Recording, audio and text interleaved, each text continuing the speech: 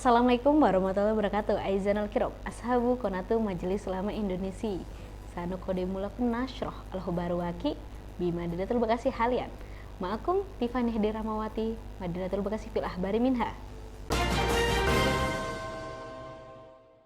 Kami awali berita hari ini. Sejumlah anggota keluarga besar pelajar Islam Indonesia atau KBPII Bekasi Raya menggelar silaturahmi lintas generasi yang dilaksanakan di Ruang Marwah, Gedung Islami Center, Jalan Ahmad Yani, Kota Bekasi, pada Ahad 28 Mei 2023.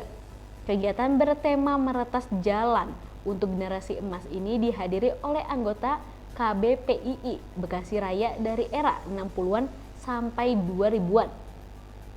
Tokoh KBPII Bekasi Raya, Parai Said, dalam kata sambutannya mengatakan pelajar Islam Indonesia banyak berkiprah dalam pembinaan kegiatan di dunia pelajar. Dalam sesi diskusi, Agus Salim, mantan Ketua Umum PBPII era 80-an, mengenang ketika PII di era 80-an banyak mengalami tantangan dan tekanan oleh penguasa Orde Baru. Sehingga kegiatan PII harus kuncing-kuncingan dengan yang berwajib. Berita selanjutnya, kerusakan jalan atau jalan yang berlubang di samping flyover Kranji. Jalan Jenderal Sudirman, Bekasi Barat, Kota Bekasi sedari dulu kerap membuat resah pengguna lalu lintas. Jalan ini diketahui sudah sempat beberapa kali diperbaiki, namun dikarenakan perbaikan yang kurang maksimal, maka umumnya jalan rusak kembali dalam kurun waktu 3-6 bulan setelah diperbaiki. Jalan ini juga menjadi lalu lintas untuk perputaran truk, mobil jasa sampai dengan mobil barang yang turut melintasi jalan. Menurut Joni, seorang warga sekitar yang berjualan di daerah tersebut, terkadang para pengguna jalan sulit untuk melihat jalan rusak yang ada sehingga terkadang menyebabkan kecelakaan kecil. Karena banyaknya lubang, maka penggunaan lalu lintas mengalami kecelakaan walau tidak sampai parah. Seperti ban motor, mereka terperangkap di lubang-lubang. Banu, seorang warga lainnya, juga mengatakan ketika malam hari tiba, ketika hujan dan malam hari lubang-lubang jalan tersebut terlihat samar, sehingga tak jarang pengendara motor jatuh saat melintas jalan. Pada Senin 29 Mei 2023, jalan ini mulai diperbaiki sehingga ruas jalan terpaksa ditutup sementara. Perbaikan jalan diketahui dilakukan sejak Sabtu 27 Mei 2023 hingga Kamis 1 Juni 2023. Berita selanjutnya dilansir oleh Tribun Bekasi. Aksi seorang pria eksibisionis terjadi di samping stasiun Bekasi beberapa waktu lalu.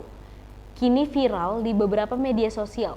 Aksi ini pun juga membuat resah masyarakat.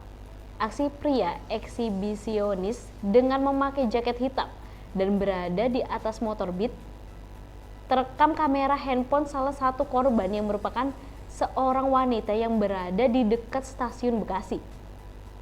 Meski aksi ini direkam, namun nampak pria tersebut tetap melakukan aksinya. Kasih Humas Polres Metro Bekasi, Kompol Erna Ruswing, pada Selasa 30 Mei 2023 mengatakan sudah menindaklanjuti terkait video viral eksibisionis yang terjadi di dekat stasiun Bekasi beberapa waktu lalu. Diungkapkan Erna, pihak kepolisian masih melakukan pemeriksaan mendalam terkait apa yang dilakukan pria tersebut, termasuk kondisi kejiwaan yang bersangkut. Hingga saat ini, kata Erna, belum diketahui apa yang menyebabkan pria ini melakukan aksi tersebut.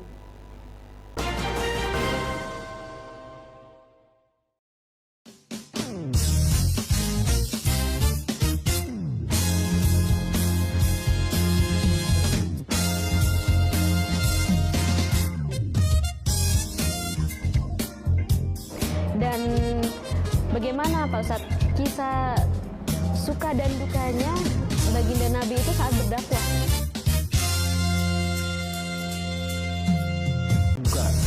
Tapi bagaimana berduka seorang muslim yang baik itu berbeda dengan berdukanya orang-orang yang tidak beriman gitu.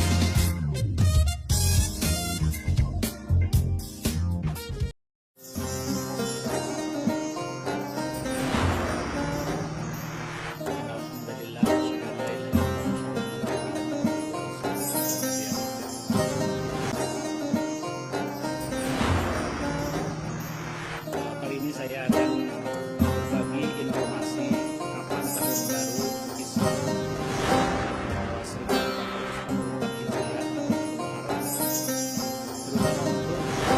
kita.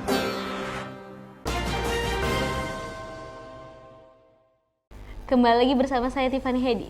Berita selanjutnya dilansir oleh Liputan 6. Dalam rangka persiapan Hari Raya Idul Adha, pemerintah Kabupaten Bekasi mewajibkan vaksinasi bagi hewan kurban dari luar daerah yang maksimal diberikan 21 hari sebelum pemotongan kurban. Kebijakan tersebut untuk mencegah penyakit mulut dan kuku atau PMK pada hewan kurban, terutama yang datang dari daerah terjangkit. Pemerintah daerah ingin memastikan seluruh hewan yang dikurbankan aman untuk dikonsumsi masyarakat. Begitu pula dengan penjual hewan kurban, diharuskan mengantongi surat keterangan kesehatan hewan dari daerah asal. Penjual dilarang bertransaksi di Kabupaten Bekasi apabila tidak memiliki bukti vaksinasi tersebut. Ucap Kepala Bidang Kesehatan Hewan Dinas Pertanian Kabupaten Bekasi, Dwian Wahyu Diharto pada Selasa 30 Mei 2023.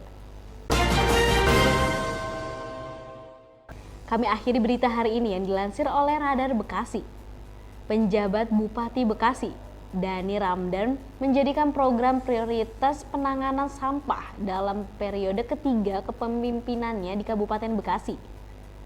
Menurut Dani, penyelesaian persoalan sampah harus mendapat perhatian khusus karena akan mengubah pola pengelola secara menyeluruh di Kabupaten Bekasi. Menurutnya, permasalahan utama sampah di Kabupaten Bekasi yakni pengelolanya masih menggunakan cara konvensional. Sampah yang diangkut hanya ditumpuk di tempat pembuangan akhir atau TPA Burangkeng. Sedangkan sejak lebih dari 5 tahun lalu, satu-satunya TPA di Kabupaten Bekasi ini sudah melebihi kapasitas. Selain itu, pelayanan sampah oleh Dinas Lingkungan Hidup atau DLH Kabupaten Bekasi terbatas. Dari sekitar 1.200 ton sampah yang diproduksi setiap hari, hanya sekitar 700-800 ton yang mampu diangkut. Alhasil, ratusan ton sampah lainnya terpaksa dibuang di sembarang tempat. Berdasarkan Peraturan Daerah Nomor 12 Tahun 2011 tentang Rencana Tata Ruang Wilayah Kabupaten Bekasi 2011 sampai 2031, luas TPA Burangkeng dibolehkan hingga 11,5 hektar. Sedangkan luas saat ini baru mencapai 8,2 hektar atau masih kurang 2,3 hektar.